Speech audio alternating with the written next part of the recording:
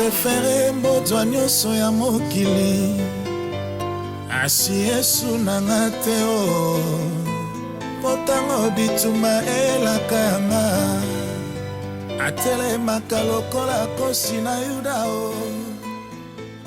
Excellente condition de suivi à toutes et à tous, madame, messieurs, d'où que vous nous suivez à travers le monde, sur vos différentes plateformes, j'entends les réseaux sociaux, Facebook, Twitter, Instagram, YouTube, WhatsApp et j'en passe. Désormais, il faut le dire autour de vous, votre émission, une dimension chrétienne a, avec pour particularité une thématique d'intérêt évident. Jeunesse et éveil. Une initiative du révérend Freddy Kimbatsa de la dénomination chrétienne, j'ai cité, la cité des conquérants située en République du Congo, dans la ville de Pointe-Noire, la capitale économique de cette république, et c'est dans le quartier Ovis. Révérend Freddy Kimbatsa, bonsoir, bonjour et merci surtout, j'allais dire, de vous rendre disponible pour cette production, pour ce nouveau programme. Question d'échauffement. Pourquoi en plein troisième millénaire penser à une thématique spirituelle, chrétienne par surcroît, mais essentiellement à jeunesse et éveil? Pourquoi la jeunesse? Pourquoi son éveil? Pourquoi la jeunesse? Pourquoi son éveil? Je tiens à vous remercier et à remercier aussi tous les spectateurs qui nous suivent à travers les le internautes monde, et tous ceux qui nous suivront. Voilà, que le Seigneur vous bénisse richement. Pourquoi cette thématique? Parce que nous trouvons qu'il y a l'urgence. Les plus grands défis, c'est la jeunesse qui doit l'affronter. Que ça soit dans notre société, dans la spiritualité, dans nos églises, c'est la jeunesse qui fera face. Et nous trouvons que l'éveil de la jeunesse est primordial pour le temps présent afin de faire face à tous ces défis que nous devons relever. Mais depuis la nuit des temps, les hommes et femmes parlent toujours des questions de jeunesse. Qu'est-ce qui va changer aujourd'hui? Depuis toujours, à toutes les époques, on dit mettons la jeunesse au centre des questions ou des problématiques de la vie. Les hommes politiques, les hommes d'affaires, les entrepreneurs, les hommes d'église tels que vous. Aujourd'hui, en plein troisième millénaire, en plein 2021, qu'est-ce que le révérend Freddy Kimbatsa va-t-il devoir apporter de nouveau dans cette problématique de jeunesse et éveil? Vous savez, mon frère Josué, même la Bible parle que mon peuple périt par faute de connaissance. Moi, je crois que la jeunesse n'a pas seulement besoin d'une formation, elle a aussi besoin de l'information. Et l'information qui est capitale, c'est l'information qui vient d'abord sur la base de la parole de Dieu. Vous savez que la parole de Dieu en elle-même, elle est très utile pour instruire, pour corriger et même pour éduquer. Et notre jeunesse a besoin d'éducation et la base de cette éducation fondamentale doit se faire sur la parole de Dieu. Vous savez qu'aujourd'hui, moi je trouve qu'il y a une grande faiblesse sur nos enseignements. Dans nos églises, ce que nous enseignons ne correspond pas avec des besoins que nous vivons dans notre société. Or, la parole de Dieu doit connaître une variation dimensionnelle afin que ceux-là qui écoutent et qui viennent à l'église puissent se sentir bien aisants afin de vivre pleinement les promesses que Dieu a préétablies pour eux. Justement, vous avez touché la chose, l'adaptation de la parole de Dieu, de la parole dite biblique à la jeunesse, sinon aux questions qui touchent la jeunesse. Je vous renvoie la question. Est-ce que la Bible, telle que nous la connaissons, est à même d'être adaptée à la jeunesse? Est-ce que les problématiques soulevées dans la Bible, donc les Saintes Écritures, peuvent être ajustées aux besoins de la jeunesse mondiale en général et congolaise dans le cas d'espèces en particulier? Elle doit être ajustée parce que si vous réalisez même dans la Bible en parle. Vous savez, le problème aujourd'hui, c'est quoi? Comme nous l'avions souligné tout à l'heure, c'est que l'Église doit enseigner d'abord le fondement même de la vie chrétienne. C'est pourquoi on ne peut pas dissocier. Moi, je trouve qu'il y a une dualité entre l'État et l'Église. On ne peut pas les dissocier. Mais le problème, c'est que nous devons intégrer l'enseignement biblique dans notre société et faire imprégner à notre peuple quelles sont les vertus de la parole afin que la jeunesse puisse connaître une croissance qui dépend même de la parole du Christ. Vous savez, le Christ, il a commencé son ministère, il était très jeune. À l'âge de 30 ans, on sous-entend qu'il a sa force, il a sa vigueur. Mais pourquoi aujourd'hui, l'histoire de Jésus-Christ a révolutionné le monde? Il était jeune. Il a suscité un engouement auprès des docteurs de la loi, auprès des pharisiens et des scribes de l'époque. Mais aujourd'hui, il a marqué son temps à 33 ans. Il a marqué son temps à 33 ans. Ça veut dire qu'il accomplit ce que beaucoup de jeunes n'ont pas pu accomplir, parce que quelque part, il faut d'abord connaître sur quoi nous tirons notre fondement, la base de notre éducation, ce que nous avions besoin comme moteur dans la société. Moi, je trouve qu'aujourd'hui, la jeunesse doit non seulement se former, il doit aussi s'informer. Et pour avoir la bonne information, nous devons relire la parole de Dieu. Nous devons chercher dans les profondeurs, parce que la parole seule est capable de nous donner une bonne éducation et une bonne orientation, bien que sur le plan sociétaire, il y a aussi des choses qui s'ajoutent pour nous accompagner. Pardon, révérend Frédéric Mbatsa, ce que, là où je ne vous suis pas, c'est que j'entends de part et d'autre, ceux qui observent la société en général, mais Congolais en particulier, vous dire, mais vous prenez un pays comme le Congo-Brazzaville, en Afrique centrale, on dit de ce pays qu'il est en majorité chrétien. Certaines statistiques sont même d'accord pour dire que 80% des Congolais seraient majoritairement chrétiens. Comment voulez-vous qu'un pays qui est en majorité chrétien puisse avoir une jeunesse qui ne se soit pas forcément arrimée aux problématiques bibliques, à la foi biblique, à la parole de Dieu? Qu'est-ce qui s'est passé? Est-ce le tort de l'Église, donc des hommes de Dieu que vous êtes, ou le tort de cette jeunesse qui n'a pas su capitaliser sur l'enseignement biblique? Mon frère José, moi je crois qu'on doit d'abord définir qu'est-ce que nous entendons par un chrétien. Moi je crois que quand vous lisez même Walter Larousse, le chrétien c'est l'ensemble, une communion particulière de plusieurs personnes. Mais si vous alors, commençons par ça. Mais justement, comment on doit concevoir désormais le concept chrétien? Mais le concept chrétien, si vous voulez le concevoir d'abord, ça veut dire que ça vient du mot Christos, en grec, qui est Christ, ceux-là qui sont les adeptes de Christ. Mais moi je trouve que la Bible ne parle pas des chrétiens, la Bible parle des disciples. Parce que vous savez, on peut avoir une pluralité de chrétiens dans une société, mais ils ne sont pas dans la marche chrétienne. Ça veut dire comme Christ a marché. Comment est-ce qu'on pouvait savoir que Pierre est disciple de Jésus? Parce qu'il marchait comme Christ. Il parlait comme Christ. Et Paul qui a compris la dimension dit quoi? Ce n'est plus moi qui vis, mais c'est Christ qui vit en moi. Et nous trouvons aujourd'hui une jeunesse qui est morte. Pourquoi elle est morte? Parce que nous n'arrivons pas à nous identifier comme Christ a vécu. Moi je crois que si la jeunesse s'identifie comme Christ a vécu, la jeunesse est capable de changer beaucoup de choses et d'emmener même notre nation à la transformation. Et ça, je le comprends. Ça veut dire que le problème n'est pas celui forcément de devenir un chrétien, mais le problème n'est pas forcément là. De travailler à devenir disciple du Christ. Disciple du Christ. Question simple, peut-être bête. Comment faire pour un jeune afin qu'il devienne disciple du Christ? Vous savez, moi je trouve que d'abord l'acceptation de Jésus-Christ s'impose. Vous savez, la Bible dit qu'à ceux-là qui l'ont reçu et qui ont cru à son nom, il leur a donné le pouvoir de devenir enfants de Dieu. Nous sommes dans l'évangile de Jean. Nous sommes dans l'évangile de Jean. On ne devient pas enfant de Dieu parce qu'on part à l'église, mais on devient enfant de Dieu parce qu'on se sépare de quelque chose. Autrefois, nous étions quelque part. Dieu nous a tirés où? Dans le livre de Osée, chapitre 11, le verset 1, l'Éternel Dieu dit, lorsque Israël était jeune, j'ai appelé mon fils à sortir hors de l'Égypte. Mais aujourd'hui, nous sommes des milliers de chrétiens qui sont encore dans le monde. L'Égypte symbolise le monde. Mais quand nous sommes dans le monde, nous portons encore le joug de la servitude. Et avec ce joug, c'est impossible que nous puissions sortir. C'est impossible que nous devenions des disciples de Christ. C'est pourquoi il est primordial pour un jeune chrétien qui veut tendre vers la marche, vers l'excellence avec Christ, de se séparer. Vers le disciple. Vers le disciple, là, très bien, de se séparer avec le monde.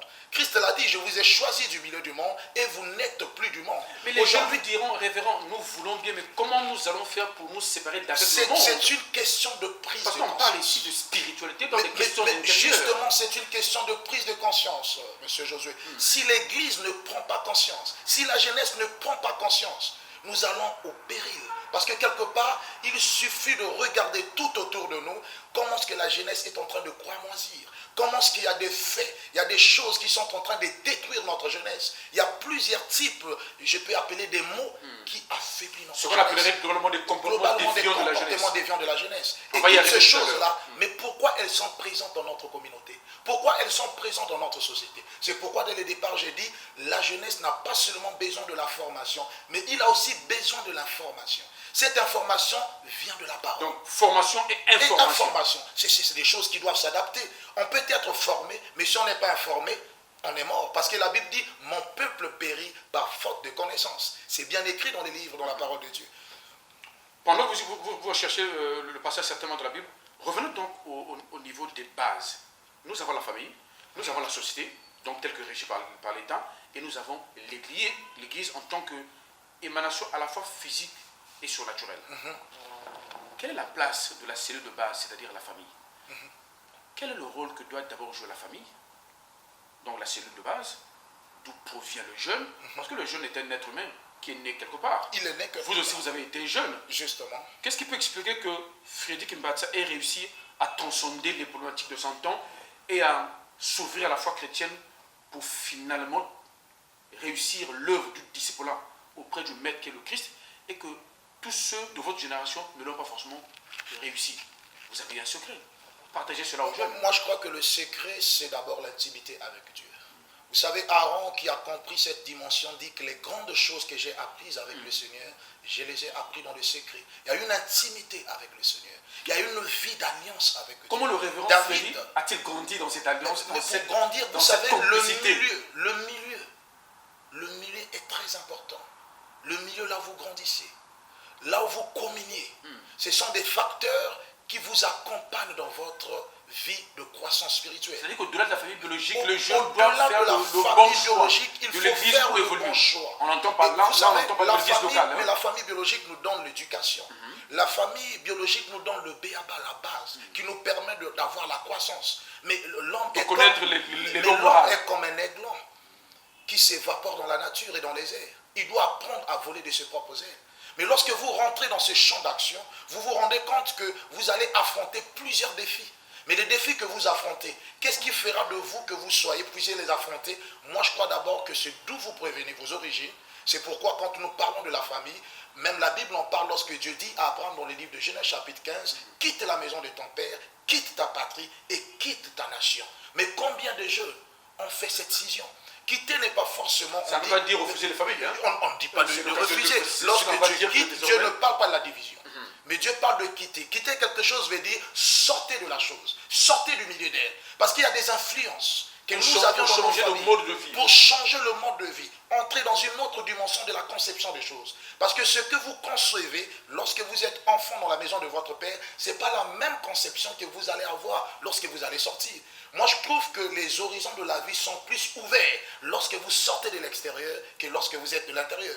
Et vous regardez toutes ces choses-là, le problématique se pose parce que beaucoup de chrétiens ne sont pas sortis. Ils ont encore le joug qui leur lie. C'est-à-dire que les chrétiens vont à l'église, prient, reçoivent les paroles, les prédications, les bénédictions, mais ne se séparent pas d'avec la vie humaine. Ils ne se séparent pas avec la vie humaine. Le problème, c'est ça. Là, on trouve la dimension spirituelle. C'est une dimension. La séparation est la partie esprit. La séparation est même la clé de la marche d'un enfant de Dieu. Si un enfant de Dieu n'apprend pas à se séparer, c'est difficile pour lui. Vous savez, même en ce qui concerne les œuvres des ténèbres, la Bible dit ne prenez pas part aux œuvres infructueuses des ténèbres, mais condamnez-les. Vous savez, lorsqu'on est jeune, on se dit que l'avenir est là. On a tout le temps.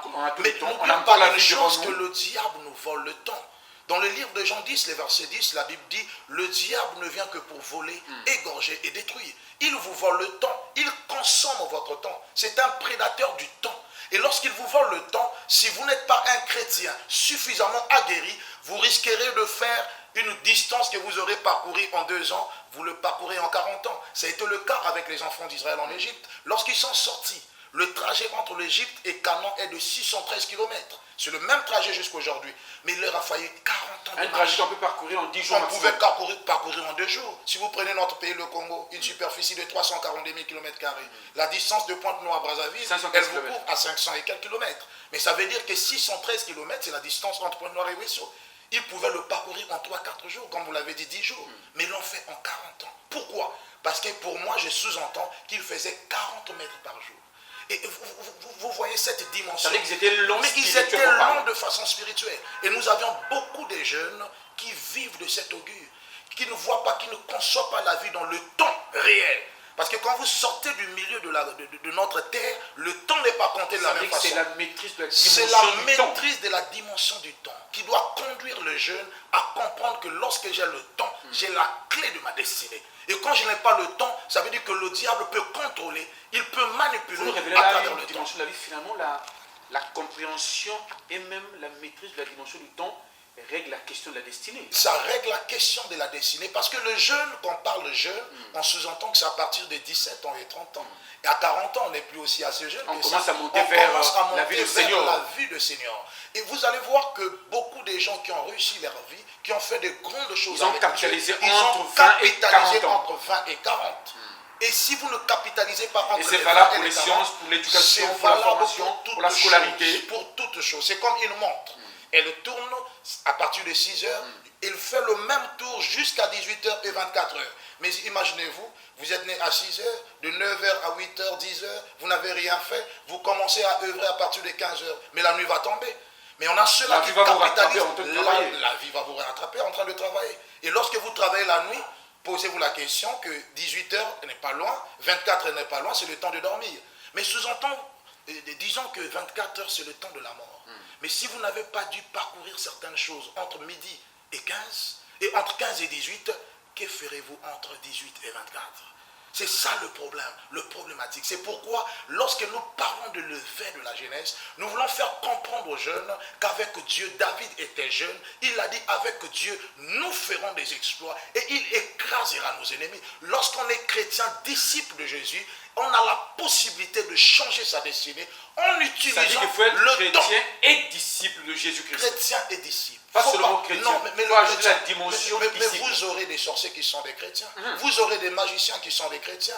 Vous aurez des bouddhistes qui sont des chrétiens. Je ne viens pas là pour épauler ou bien indexer une obéissance. Mais le problème aujourd'hui, lorsqu'on parle de chrétien, il y a une confusion. Qui est chrétien et qui ne l'est pas? Mais le chrétien que Christ parle, le disciple, c'est celui qui s'est séparé de certaines choses. C'est lui qui ne veut plus au dépens de la chair. Qui respecte les mais qui respecte les principes du maître qui est Christ. Parce que Christ nous a légué un enseignement. Et cet enseignement est valable pour la marche chrétienne, afin que nous puissions vivre pleinement les dimensions que le Christ nous a léguées. Et sans cela, il est difficile pour nous de connaître la croissance. Révérend Freddy, on ne saurait boucler cette première production de ce programme Jeunesse Éveil sans toucher un élément particulier de cette jeunesse. Désormais, et c'est valable au Congo, on peut l'observer en Afrique, on parle de certains phénomènes de jeunesse. Bébé noir, Koulouna, nous sommes là en terre congolaise. Si vous allez du côté de la Côte d'Ivoire, on parlera de microbes. Et qu'est-ce que j'en sais d'autre? Et c'est valable en RDC ou que nous allons en Afrique, pour ne parler que de la jeunesse d'Afrique. Et là, je voulais me faire davantage plus sérieux. Est-ce que l'Église chrétienne est capable de venir à bout des mots qui minent la jeunesse de l'Afrique en général, du Congo en particulier? Est-ce que c'est possible pour parler simplement qu'un Koulouna, qu'un bébé noir, qu'un microbe redevienne un homme utile en société, une jeune fille, jeune femme utile en société? Moi, je trouve que la parole de Dieu est capable de transformer une vie. Pourquoi on a comme l'impression que l'Église est absente de cette question sociétale, le problème de cette problématique de la société? Non, mon frère Josué, l'Église n'est pas absente, mais l'Église n'est pas dans l'éveil. Donc l'Église manque d'organisation en sens simple. Manquer d'organisation, c'est trop dit. Mais moi, je trouve que l'Église doit aller plus loin. Vous savez, aujourd'hui, quand vous regardez notre Église, il y a moins de campagnes d'évangélisation.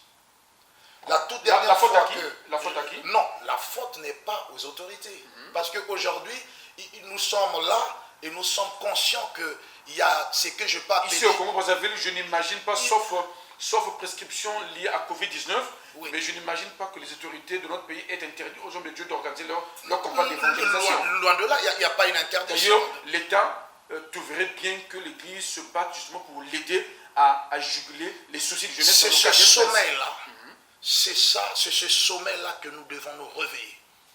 Il y a une somnolence des églises. Et c'est là où l'église doit se réveiller. Certainement, ceux qui me suivent vont dire, ok, quelle est la proposition du révérend Freddy dans le cas d'espèce?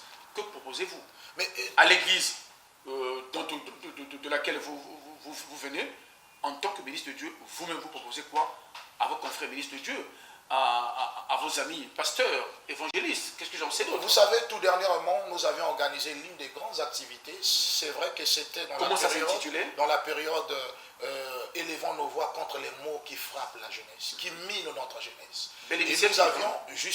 Et nous avions touché du doigt tout ce que vous avez su souligner, le problème de la jeunesse, la délinquance, la prostitution, les comportements déviants, les phénomènes de bébés noirs. Toutes ces choses-là, ce sont des plaies qui frappent une nation. C'est comme des ulcères que nous devons combattre. Et si aujourd'hui la nation est vouée à disparaître. Mais la nation n'est pas seulement vouée à disparaître, mais la culture même de la nation est mise en mal.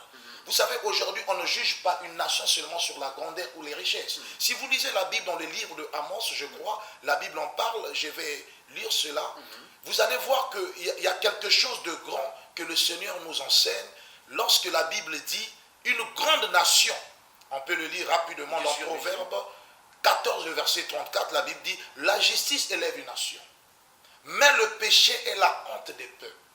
Donc moi je trouve que toutes ces problématiques que vous avez citées, c'est une honte pour notre nation. Mais lorsqu'il y a la justice... Parce que ce serait dû au péché? Mais le péché, c'est justement le péché. Lorsque le péché surabonde dans une nation, bien que la grâce soit là, mais le péché peut faire de sorte que la destruction soit présente dans une nation.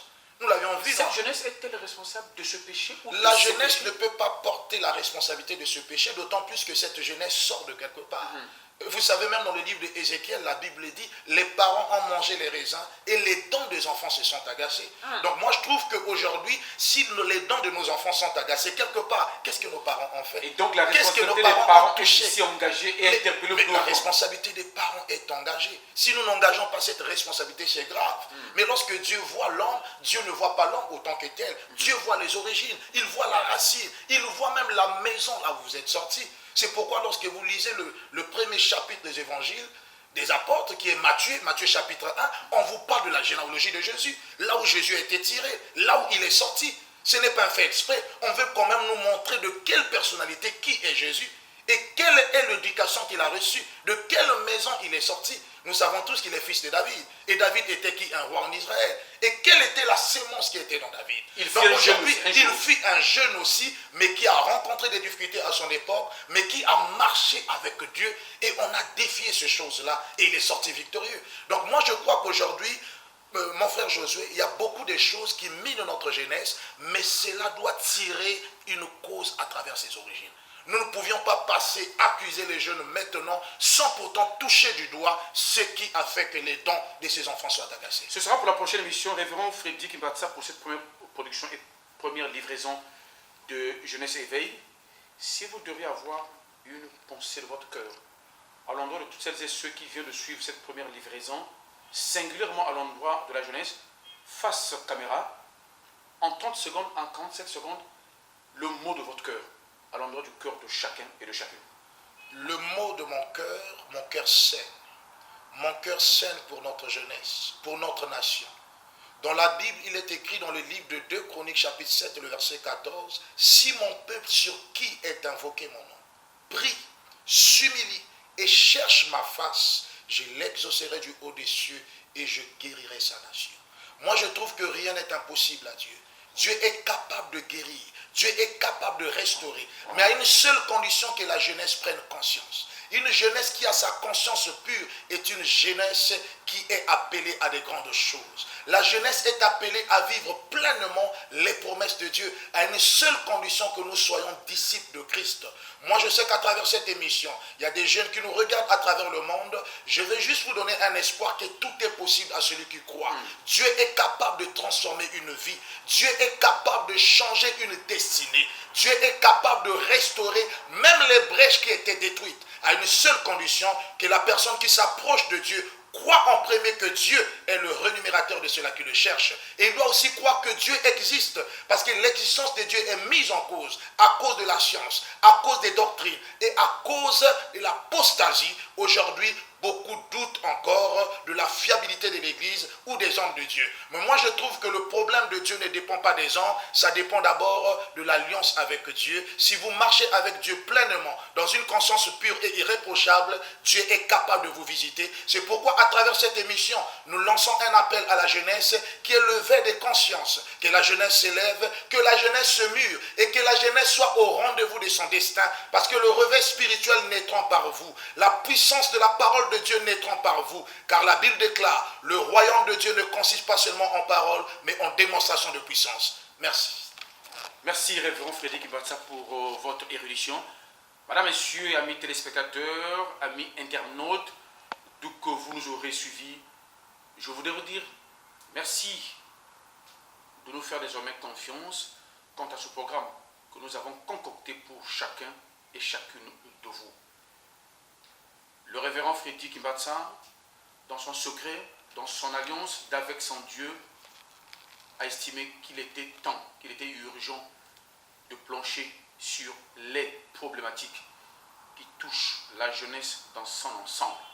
Qu'il s'agisse de la jeunesse du Congo-Brazzaville, d'où nous émettons et d'où nous diffusons, qu'il s'agisse de la jeunesse d'Afrique et du monde. Où que vous puissiez être, toute jeunesse est une jeunesse.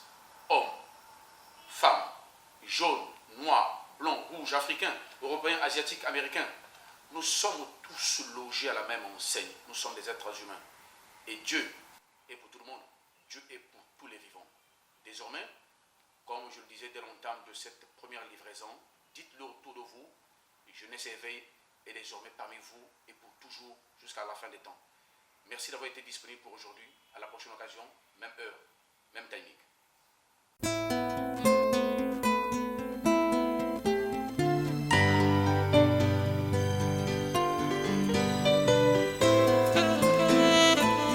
Na prefere mbotwa nyonso ya mokili asi Yesu nanga te o potango bituma elakanga atelemaka lokola kosi na Yuda o